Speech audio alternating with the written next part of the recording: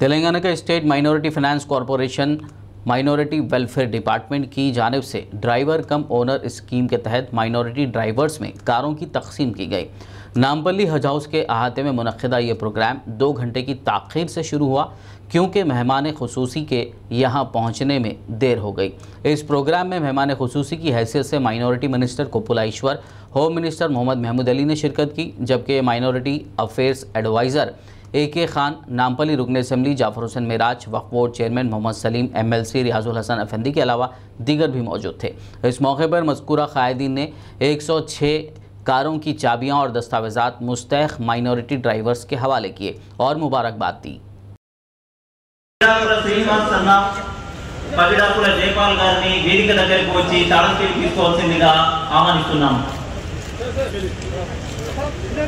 Total Telangana में 300 cars distribute किए गए हैं और ख़ास तौर से हज हाउस के प्रीमिसेस में 106 कार दिए गए, जिसकी तो हुकूमत की तरफ से 60% इसमें सब्सिडी दिया जा रहा है।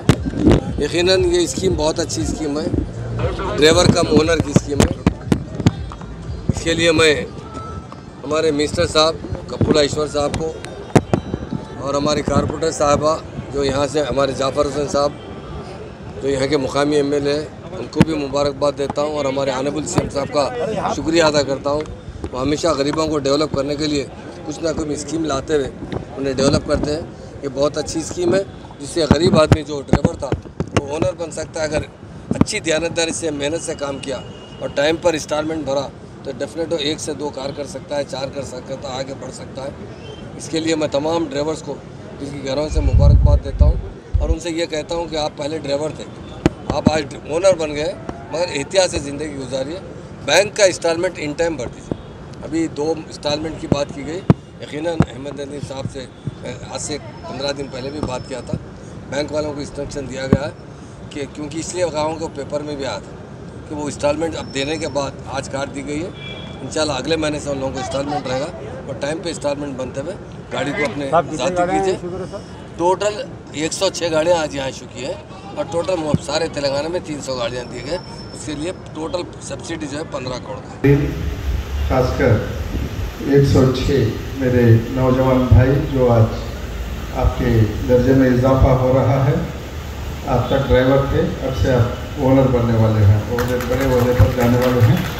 आप सबको मेरे तरफ से अस्सलाम वालेकुम, सत श्री अकाल, नमस्कार और मुबारकबाद देता हूँ। 3 पॉइंट्स आपके सामने मुख्तसर तौर पर रख के मैं मेरी बात ख़त्म करता हूँ। सबसे पहले जैसे सलीम साहब फरमा रहे थे, मुश्किल का दौर है, कोविड का दौर है। इस दौर में काफ़ी परेशानियाँ झेलना पड़ रहा है हर एक को। ये सब मुश्किलात का सामना करते हुए भी 15 करोड़ के खर्चे से आपको आज ये गाड़ियाँ दी जा रहे हैं, जिसमें लोन और आपका पर्सनल कंट्रीब्यूशन जो 50,000 का है, इसके साथ 65% गवर्नमेंट से सब्सिडी दी जा रही है आपको। ये एक बात याद रखिए आप कि मैं पुलिस वाला हूँ, जानते हैं मैं शहर में कमिश्नर था, बाद में डायरेक्टर जनरल भी हुआ था। आज सुबह तीनों कमिश्नर से बात हो रही थी, राचकोंडा, सैबराबाद और हैदराबाद। तीनों से मैं पूछ रहा था कि आपके उबर के ड्राइवर जो हैं या जो स्कीम्स के तहत इससे पहले भी हम लोग ड्राइवर्स को गाड़ियाँ दिए थे, इनका कैसा है टेंडेंसी, आपको स्टडी करेगा। उन्होंने DCP ट्रैफिक को हिदायत दिए थे, वो बात करें मेरे से। ये बता रहे थे कि लास्ट मंथ 3 ड्राइवर्स ऐसे हैं जिसको 27,000 से ज़्यादा जुर्माना भरना पड़ा। आप समझते होंगे कि आजकल ट्रैफिक पुलिस वाले बाहर नज़र नहीं आते हैं, रोक के पहले के जैसा हमारे दौर में जो होता था, रोक के वहीं पे वहीं चालान करते थे, ऐसा चालान नहीं हो रहा है। आज का चालान यहाँ नहीं दिया जाता, बहुत ही नरमी से, अदब से अपने घर पे पेश किया जाता है। इसको आपका जो एड्रेस होता है वहाँ पे आ जाता है। इससे पहले ड्राइवर थे, अगर आप कुछ गलती भी करें तो क्योंकि जो रजिस्टर होके होता है वो गाड़ी का रजिस्ट्रेशन नंबर होता है, वो ओनर हो जाता था। आप जब ड्राइवर बन रहे हैं तो ये भी आप ही के पास आता है, क्योंकि आप ओनर हैं, ड्राइवर भी हैं, ओनर भी हैं, इसलिए आपके पास आता है। आपके कोई भाई कोई माइनर कोई है आपके घर में, इनको भी गाड़ी दे दिए आप, उनके तरफ से कोई गलती हुई तो चालान आपको भरना पड़ता है। और आपके दोस्त को भी दे के चलाने के लिए वो कहीं एक्सीडेंट की बात और दूर है, कोई सिग्नल वायलेशन हुआ या वन वे ट्रैफिक में कहीं आप गलती से गए या रैश ड्राइविंग हो रहा है, ओवर स्पीडिंग हो रहा है, सबका आपको भरना पड़ता है। तो ये बात याद रखिए, जो ट्रैफिक रूल्स हैं उसको 100% फॉलो कीजिए। आप करते हुए करें तो आप बहुत सारा पैसा और परेशानी से बच सकते हैं। और दूसरी बात, ये EMI की बात जो हो रही है, EMI देखने में बहुत मामूली लगता है, 7,000 8,000, क्योंकि मैं भी किसी न किसी वजह से कहीं EMI भरता रहता हूँ, देखता हूँ। महीने के 25 से 30 तारीख के बीच में यही फिक्र होती है कैसे इस महीने का EMI किस तरह से भरना है। तो अगर आप सूझबूझ के साथ गाड़ी नहीं चलाए, कौन से टाइम में चलाना है, कौन से एरिया में चलाना है, किस तरह से ऊबर के साथ राब्ता बनाए रखना है, ये सब सोचकर आप एक अच्छा एक स्कीम बना के उसके डिसिप्लिन के साथ आप जब तक नहीं काम करेंगे, आपको अहमद अलीम साहब जो बताए 30-40 हज़ार आमदनी का जरिया जो बताए हैं वो हासिल नहीं कर पाएंगे आप। तो इसलिए एक अच्छा प्लान होना चाहिए आपको, किस तरह से कौन से टाइम पे करना चाहता हूँ। और ऐसा भी मत कीजिए कि आप 24 घंटे करते रहेंगे और रात दिन करेंगे। सेहत का भी लिहाज करना ज़रूरी है और आप भी खुशी और तंदुरुस्त रहना ज़रूरी है। इन बातों को नज़र में रखते हुए जहाँ तक हो सका एक डिसिप्लिन से हर दिन एक टाइम टेबल के बराबर कर लीजिए। आप खुश रहेंगे। हमारी तमन्ना सबकी यही है कि आप जब गवर्नमेंट से ये सपोर्ट आपको मिल रहा है, इसका भरपूर फ़ायदा आप उठाना चाहिए। आपके सारे ख़ानदान इससे हंसी खुशी के साथ अच्छे माहौल में रहना चाहिए। इस दुआ के साथ, इस तमन्ना के साथ ये दो बात आप नज़र में रखिए। अब मैं समझता हूँ कि आप कामयाब होंगे। ड्राइवर के जैसा जब कामयाब हैं तो आप इंशाअल्लाह ओनर के हैसियत में भी कामयाब होंगे। दर्जे में इजाफे के लिए, आपके दर्जे में इजाफे के लिए फिर एक बार आपको मुबारकबाद देते हुए आपसे विदा लेता हूँ। अल्लाह बनने वाले उन लोगों को मैं मुबारकबाद देता हूँ, उनके घर वालों को भी मुबारकबाद देता हूँ। अल्लाह ताला आप लोगों को और नवाजे। कार एक नहीं, एक एक के घर पे 10 कार ठहरे। अल्लाह ताला और तरक्की दे आप लोग। और आज की सदारत हमारे चीफ गेस्ट, हमारे डायनेमिक मिनिस्टर साहब कुपला ईश्वर साहब को भी मैं मुबारकबाद देता हूँ कि आज थोड़ा ताखिर से आए हैं, मतलब कुछ प्रोग्राम में लेट हो गए, डिस्ट्रिक्ट से आए तक थोड़ा लेट होगा, इसलिए मैं आप लोगों से भी माफ़ी चाहता हूँ कि मिनिस्टर साहब थोड़ा प्रोग्राम दूसरे भी और थे तो उसमें लेट हो गए। बहरहाल आप लोग से गुजारिश है कि मैं दिलो जहाँ से आपको मैं माफ़ी चाहता हूँ। और हमारे महमूद भाई जो एक होम मिनिस्टर भी है, डिप्टी CM भी थे आप, और आज हमारे सिटी के भी इंचार्ज मिनिस्टर भी है। आज हर काम देख रहे हैं वो अल्लाह के करम से। महमूद भाई का भी मैं शुक्रिया अदा करता हूँ जो आए। और हमारे AK खान साहब जो आज हमारे CM साहब के एडवाइजर है गवर्नमेंट के, उनका भी शुक्रिया अदा करता हूँ। और हमारे MLA साहब मेराज भाई और हमारे MLC साहब अपंती साहब और हमारे माइनॉरिटी सेक्रेटरी साहब और शाहनवाज कासिम साहब डायरेक्टर साहब और गांधी मैडम, ये सब को शुक्रिया अदा करता हूँ कि आज ताखिर हो गई थोड़े प्रोग्राम में। कोई बात नहीं है क्योंकि बड़ा प्रोग्राम था और भी जगह प्रोग्राम चल रहे हैं, हमारे नदीम साहब बताए।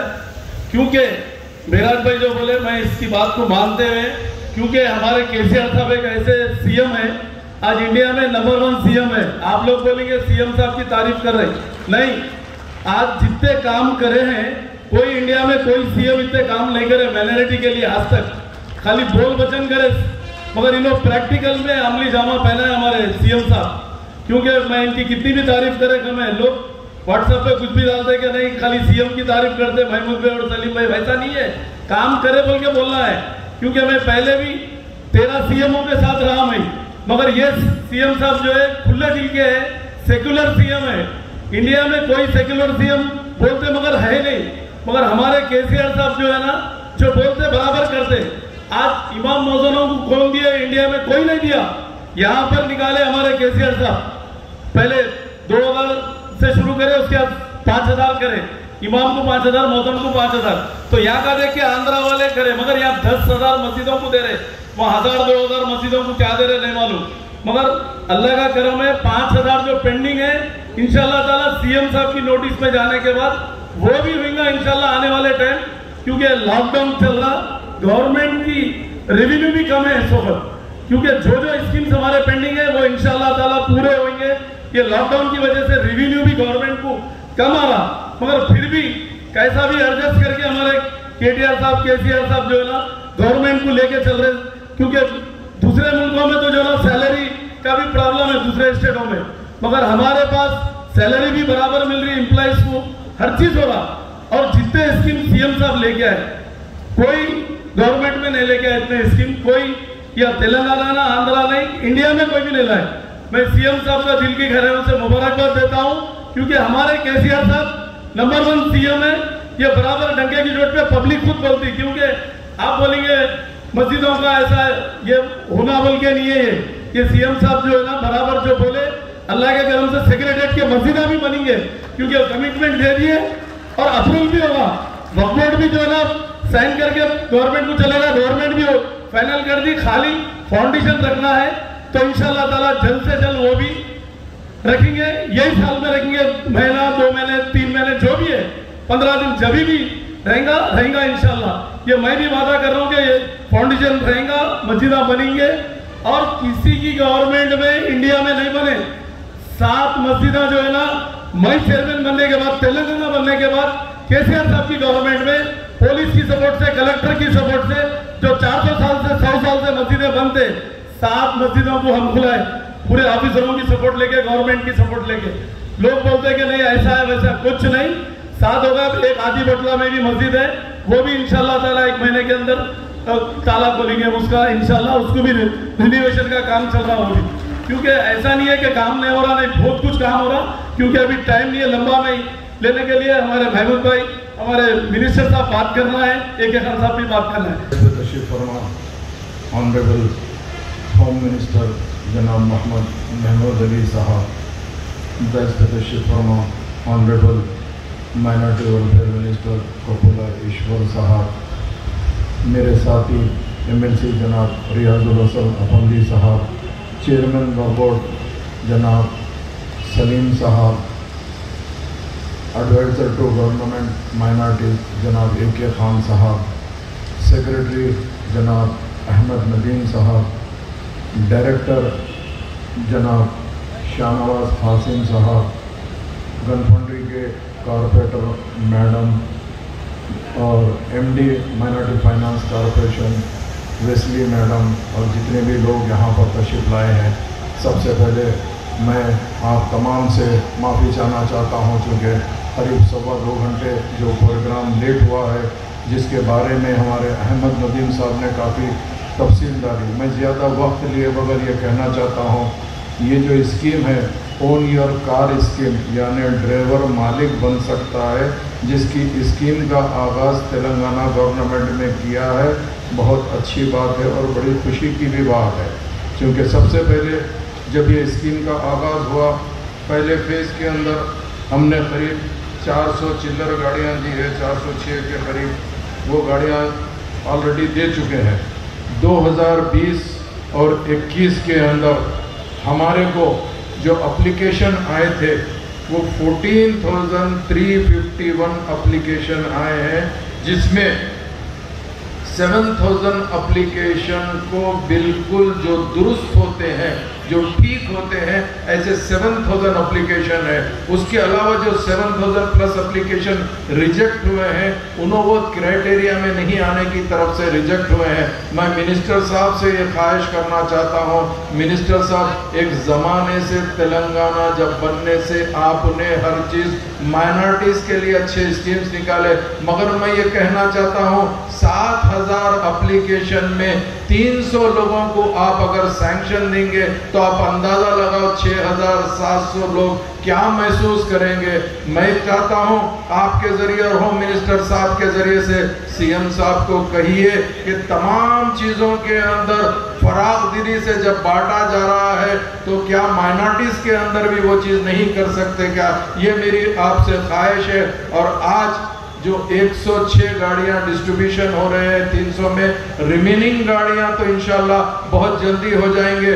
मगर मैं ये डिपार्टमेंट के अंदर कुछ 2-3 बातें कहना चाहता हूं। भाई, आप ओन योर कार स्कीम के अंदर 60% गवर्नमेंट सब्सिडी की है। 50,000 रुपीज जो ड्राइवर कम ओनर बनना चाहता है उन्हें अपनी तरफ से कंट्रीब्यूशन है और बैलेंस अमाउंट बैंक दे रहा है।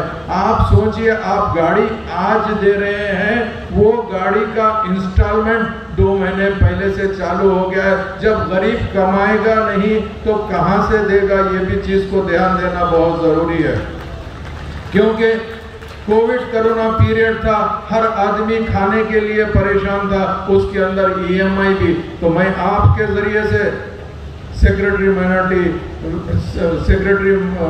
माइनॉरिटी वेलफेयर से ख्वाहिश करना चाहता हूँ, आप बैंकर से बात करिए, उनको कहिए कि इंस्टॉलमेंट अभी से स्टार्ट करिए। मगर जो 2 इंस्टॉलमेंट ड्यू है, अगर उसको ड्यू करेंगे तो फिर उसका इंटरेस्ट भी बैंक लेगी। ये भी आप अगर रिप्रेजेंटेशन करेंगे तो ज़्यादा बेहतर रहेगा। मैं यही चीज़ कुछ और पॉइंट्स है, 2-4 पॉइंट्स मैं कह देता हूँ, चूँकि मिनिस्टर साहब यहाँ पर मौजूद है। मिनिस्टर साहब को ये कहना चाहता हूँ कि लोन्स के अंदर 2015 और 16 से जो माइनॉरिटीज लोन्स है उसके एप्लीकेशन अभी वापस नहीं लिए गए। 2016 से कोई एप्लीकेशन नहीं लिया गया है। आप वो भी चीज़ एप्लीकेशन को चालू करिए ताकि लोगों को बेनिफिट हो सकते। क्योंकि माइनॉरिटीज फाइनेंस कॉर्पोरेशन ने 50,000 डायरेक्ट देने का भी प्रॉमिस किया, वैसे 1,00,000-2 लाख के भी लोन्स है वो भी है। और जो भी टीचर ट्रेनिंग्स है, कंप्यूटर कोर्सेस है, टेलरिंग सेंटर है, ब्यूटिशियन है, ये तमाम काम रुक चुके हैं। तो मैं मिनिस्टर साहब से ख्वाहिश करना चाहता हूँ, ये कामों को भी आप चालू करिए। पता नहीं क्या है, 2014 में TRS हुकूमत आने के बाद माइनॉरिटीज के लिए बेहतरीन कामों का ऐलान हो रहा था, काम भी चल रहे थे। मगर आज ऐसा लग रहा है स्लोली काफ़ी काम कम हो रहे हैं। इस पे तवज्जो देने की आपको बहुत ज़रूरत है। चूँकि 20,000 जो सिलाई मशीन होते हैं वो 20,000 मशीन सैंक्शन है, मगर डिस्ट्रीब्यूशन आज तक नहीं हुआ। स्टार्टिंग जो 10,000 डिस्ट्रीब्यूशन हुआ है वही हुआ है। उसके साथ साथ क्योंकि मिनिस्टर साहब है, या माइनॉरिटी फाइनेंस कॉर्पोरेशन का प्रोग्राम है, मगर मिनिस्टर साहब को पूरा माइनॉरिटीज के पावर है। तो मैं ये कहना चाहता हूँ, इमामों के लिए आपने जो भी ऑनरियम रखा था वो मार्च तक क्लियर कराए। अप्रैल मई जून 3 महीने का अभी तक क्लियर नहीं हुआ, वो भी क्लियर करा देंगे तो बड़ा अच्छा रहेगा। उसके अलावा और 5,000 एप्लीकेशन इमाम मौजम के पेंडिंग है, वो एप्लीकेशन को भी आप सैंक्शन कर दीजिए। आपकी गवर्नमेंट का और आपकी मिनिस्ट्री में आपका भी नाम होगा। मैं यही कहना चाहता हूँ, मैं यही आपके जरिए से कहना चाहता हूँ, ज़्यादा वक्त नहीं लेना चाहता। जो हजरात को आज गाड़ी मिल रही है मैं उनको मुबारकबादी देना चाहता हूँ। ये अल्लाह का लाख लाख फजलो करम है। अल्लाह सुब्हानहू तआला जब किसी को किसी चीज़ से नवाजना चाहता है, दुनिया की ताकत उसको रोक नहीं सकती।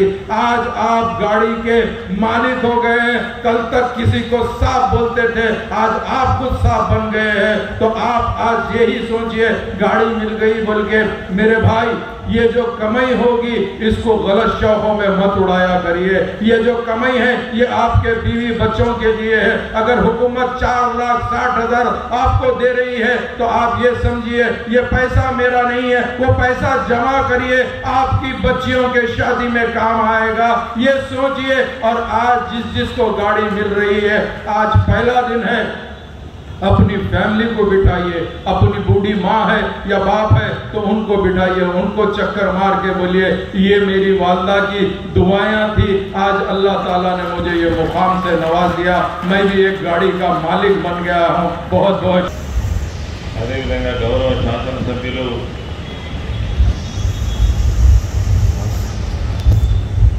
జాఫరీ సాబ్ గారు, అదేవిధంగా MLC హసన్ గారు, మా వక్ఫ్ బోర్డ్ చైర్మన్ సలీం గారు, అదేవిధంగా ఈ ప్రోగ్రాంలో పాల్గొంటున్నటువంటి కార్పొరేటర్ డాక్టర్ సురేఖ గారు, అదేవిధంగా గవర్నమెంట్ అడ్వైజర్ ఏకే ఖాన్ గారు, మా మైనారిటీ వెల్ఫేర్ సెక్రటరీ నదీం గారు, అదేవిధంగా డైరెక్టర్ షానవాజ్ కాసిం గారు, తర్వాత మైనారిటీ ఫైనాన్స్ కార్పొరేషన్ ఎండి గారు క్రాంతి వెస్లీ గారు, అదేవిధంగా ఇక్కడికి విచ్చేసినటువంటి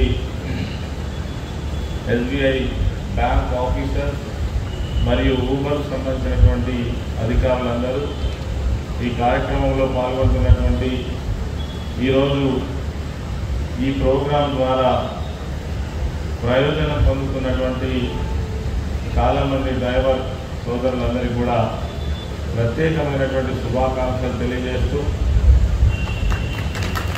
కార్యక్రమం కొంత ఆలస్యమైంది.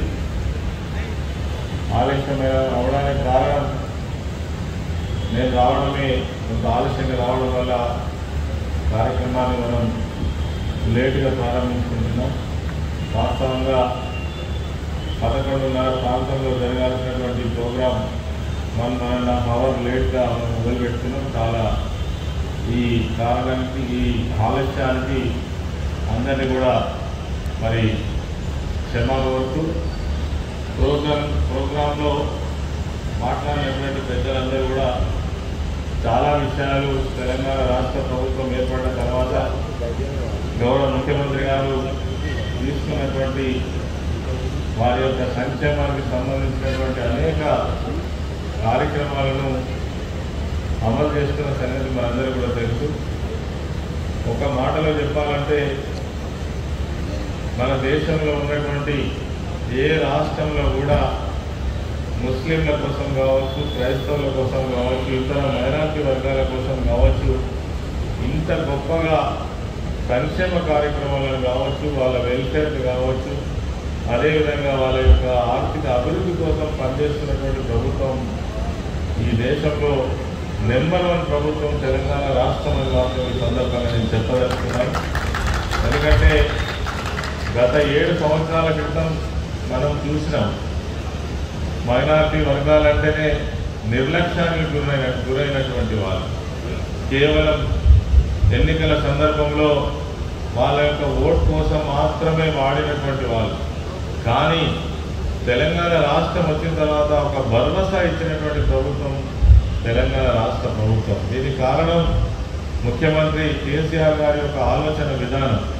ఈ దేశంలో ఉండేటువంటి అన్ని వర్గాల ప్రజలు సమానంగా అభివృద్ధి చెందాలనేటువంటి ఉద్దేశంతో ఈరోజు ప్రోగ్రామ్స్ యొక్క మరి డిజైనింగ్ కూడా ఆ విధంగానే చేయడం అనేటువంటిది మనం చూస్తూ ఉన్నాం. గతంలో చూస్తే మరి అందరూ కూడా ఆ ప్రోగ్రామ్ అంటే ఆ స్కీమ్స్ గురించి చెప్పడం జరిగింది. దాని గురించి నేను వెళ్ళడం లేదు. కానీ మరి ఈరోజు ఒక్కొక్క విషయంలో కూడా ముస్లిం మైనారిటీలకు సంబంధించి కావచ్చు, క్రిస్టియన్ మైనారిటీలకు సంబంధించినటువంటి విషయంలో కావచ్చు, ఎన్నడూ ఎప్పుడు ఎక్కడ ఈ దేశంలో అమలు కానటువంటి స్కీమ్స్ మన రాష్ట్రంలో అమలు చేస్తున్న సంగతి మనకు తెలుసు. మీ పండుగల సందర్భం కావచ్చు, అదేవిధంగా మసీదులకు సంబంధించినటువంటి అభివృద్ధి విషయంలో రిపేర్స్ కావచ్చు, లేదంటే మీ షాదీఖానాల నిర్మాణం కావచ్చు, లేదంటే కబ్రస్థాన్ కాంపౌండ్ వాల్స్ కావచ్చు, మీ వెల్ఫేర్కి సంబంధించినటువంటి ఈ మౌజంలకు సంబంధించినటువంటి జీతభత్యాలు, అసలు ఎక్కడ దేశంలో మనకి ఇటువంటి స్కీమ్ కనబడదు.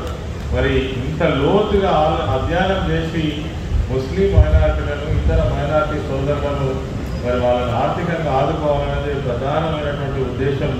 మరి ఈ సందర్భంగా ఇంకా నేను డీటెయిల్స్ పోకుండా ఒక మాట, ఈరోజు ఎవరైతే మరి ఈ కార్డు పొందినటువంటి మిత్రులు ఉన్నారో వాళ్లకు ఇప్పటికే మా ఏకే ఖాన్ గారు కావచ్చు, సెక్రటరీ గారు కావచ్చు, మంచి సూచనలు సలహాలు ఇవ్వడం జరిగింది. దానికి అనుగుణంగా నేను కూడా కోరేది ఏంటంటే, ఇది ప్రభుత్వము మీకు అందిస్తున్నటువంటి ఒక సహకారం. ఈ సహకారాన్ని ఆధారం చేసుకొని మీ యొక్క జీవితాల్లో వెలుగు నింపుకోవాలి, మీరు ఆర్థికంగా బాగుండాలనే ఉద్దేశంతో ఈరోజు 60% సబ్సిడీతో ఈ యొక్క డ్రైవర్ కమ్ ఓనర్ ప్రోగ్రామ్ తీసుకువచ్చి మీకు ఈ యొక్క సౌకర్యాన్ని కల్పించడం జరుగుతూ ఉంది. దీంట్లో ఎవరైతే బాధ్యతగా దీన్ని చేసుకుంటారో, ఎవరైతే బాధ్యతగా దీనిపైనే ఆధారపడి మరి జీవించాలని కోరుకుంటారో ఖచ్చితంగా మీరు సక్సెస్ అవుతారు. ఎందుకంటే తెచ్చిన తెల్లారే దీన్ని అమ్మేస్తే ఏమవుతుంది, కొన్ని డబ్బులు వస్తాయి కావచ్చు, కానీ మరి జీవనం మాత్రం ముందుకు కొనసాగుతున్న విషయాన్ని కూడా గుర్తుపెట్టుకోవాలి.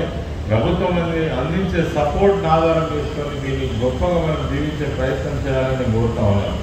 ఇతర స్కీమ్లలో కూడా మనం ఇట్లనే 80%, 60% సబ్సిడీలో అందించినటువంటి వాటిని ఒక రోజుకో 4 రోజులకో నెల రోజులకో వాటిని తిరిగి అమ్మేయడం ద్వారా బ్యాంక్ లోన్ కట్టకపోవడం, బ్యాంకర్స్ వచ్చి మన కార్లు సీజ్ చేసి తీసుకెళ్ళడం, ఇవన్నీ కూడా జరుగుతూ ఉంటాయి. అదేవిధంగా ట్రాఫిక్ రూల్స్ కానీ ఇతర విషయాల్లో కూడా మీరు చక్కగా దీన్ని ఉపయోగించుకొని ముందుకు సాగుతారని నేను మనస్ఫూర్తిగా కోరుకుంటూ, మరి మిమ్మల్ని మట్టిగానే వదిలేయలేదు. మీకు ఒక వెహికల్ ఇచ్చేసి వదిలేయకుండా మీకు ఖచ్చితంగా జీవనోపాధి ఉండాలి, మీకు ఐడియలు ఉండొద్దనే ఉద్దేశంతో ఈ ఉబర్ వాళ్ళతోటి టైఅప్ చేసుకొని మీకు వాళ్ళకి అప్పచెప్పడం జరిగింది. వాళ్ళకి సంబంధించినటువంటి వాళ్ళు ఎట్లా కష్టపడతారనే విషయం కూడా ఇంతకుముందు మన నదీం సాబ్ చెప్పిండు. అంటే నేను ఓనర్ని కాదు, ఒక డ్రైవర్ని కాదు, ఓనర్ అనేటువంటి ఫీలింగ్ వచ్చిన నాడు డెఫినెట్గా మనం సక్సెస్ అవుతామనేటువంటి విషయాన్ని కూడా వాళ్ళకి చెప్పడం జరిగింది. దానికి అనుగుణంగానే మీరు మరి ముందుకు సాగాలని, మరి మీరు చేసే ప్రయత్నం ఏదైతే ఉందో ప్రభుత్వం అందించిన సహకారం మీకు పూర్తి స్థాయిలో మరి అందినందుకు దాన్ని సద్వినియోగం చేసుకోవాలని కోరుతా ఉన్నాను. అదేవిధంగా మా గౌరవ శాసనసభ్యులు కూడా కొన్ని విషయాలు మరి దృష్టికి తీసుకురావడం జరిగింది. తప్పకుండా మీరు చెప్పినటువంటి విషయాల పట్ల తప్పకుండా ఆలోచన చేయడంతో పాటు ముఖ్యమంత్రి గారు దృష్టికి తీసుకుపోవడంతో పాటు ఏమైతే మీరు చెప్పారో ఈ 7,000 మంది అప్లికేషన్ చేసినారు, మరి కొంతమందికే మనం ఇవ్వగలిగినామని చెప్పినారు. తప్పకుండా ఈ సంవత్సరం బడ్జెట్లో కూడా మనం దాదాపు 1,600 కోట్లు ముఖ్యమంత్రి గారు వెచ్చించడం జరిగింది. మీకు తెలుసు, అది పోయిన సంవత్సరం బడ్జెట్ కంటే కూడా ఒక 500 కోట్లు ఎక్కువ ఈసారి బడ్జెట్లో పెట్టడం జరిగింది. అదేవిధంగా దీన్ని పెంచుకుంటూ పోవడం కూడా జరుగుతుంది. మీరు కోరినట్టుగా ఇమామ్ మౌజన్కు సంబంధించినటువంటి పేమెంట్స్ ఏదైతే 3 months ఉందో దాదాపు అన్ని జిల్లాల్లో క్లియర్ అయినట్టున్నాయి. ఇవి కూడా క్లియర్ కాకపోతే తక్షణమే వాటిని మరి క్లియర్ చేయించేటువంటి ప్రయత్నం కూడా చేస్తామని నేను తెలియజేస్తా ఉన్నాను. ఇంకా మీరు చెప్పినటువంటి విషయాలు ఏవైతే ఉన్నాయో దాదాపుగా వాటన్నిటిపైన కూడా దృష్టి సాధించి మరి వాటికి పరిష్కారం చేసేటువంటి ప్రయత్నం చేస్తామని మా గౌరవ ఎమ్మెల్యే గారికి తెలియజేస్తూ, ఈ యొక్క కార్యక్రమం ఇప్పటికే చాలా ఆలస్యమైంది. మరి దాన్ని వెంటనే ప్రారంభించి వారికి సంబంధించినటువంటి కీస్ అప్పచెప్పినట్టయితే మరి వాళ్ళు సంతోషంగా ఇళ్లకు వెళ్ళేటువంటి అవకాశం ఉంటుందని తెలియజేస్తూ, కార్యక్రమానికి ఇచ్చేసినటువంటి ఇందులో కొంతమంది సిక్ మిత్రులు, తర్వాత పార్స్ మిత్రులు ఉంటారు. వాళ్ళకు కూడా కొన్ని వెహికల్స్ ఇవ్వడం జరుగుతూ ఉంది. ఈ సమాచారం కోసం చెప్పడం జరుగుతూ ఉంది. కాబట్టి కార్యక్రమానికి ఇచ్చేసినటువంటి పెద్దలందరికీ, తర్వాత చాలామంది వాళ్ళ కుటుంబ సభ్యులందరికీ కూడా ప్రత్యేకంగా శుభాకాంక్షలు తెలియజేస్తూ సెలవు. అందరికీ నమస్కారం. माइनॉरिटीज़ वेलफेयर डिपार्टमेंट की जानिब से आज मुनक्किद किए गए ड्राइवर कम ओनर स्कीम प्रोग्राम के दौरान तेलुगु और उर्दू ज़बान को नज़रअंदाज कर दिया गया।